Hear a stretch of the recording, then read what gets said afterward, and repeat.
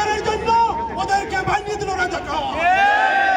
আমি আপনাদের মাধ্যমে এই সরকারকে বলে দিতে চাই, আপনি দেখুন যুক্তরাজ্যের মাটিতে এই যে ছাত্র জনতা একত্রিত হয়েছে, এখান থেকে তোমাকে বলতে চাই অতিসত্বর এই দাবি মেনে নাও এবং যারা শহীদ হয়েছে তাদের আত্মার মাগফিরাত কামনা করে আমি আমার বক্তব্য শেষ করছি। খুদা হাফেজ, জিন্দাবাদ। ধন্যবাদ ভাইকে। সংগ্রামী নেতৃবৃন্দ, দেশের টানে মানবতার টানে আপনারা আজকে আমাদের প্রোগ্রামে এসে উপস্থিত হয়েছেন। সংগ্রামী নেতৃবৃন্দ, সময় সংক্ষিপ্ততার কারণে সবাইকে বক্তব্য দেওয়ার সুযোগ হতে বা নাও হতে পারে।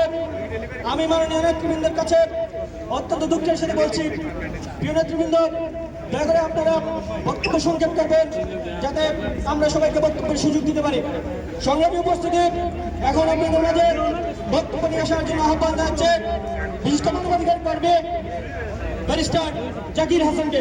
ব্যারিস্টার জাকির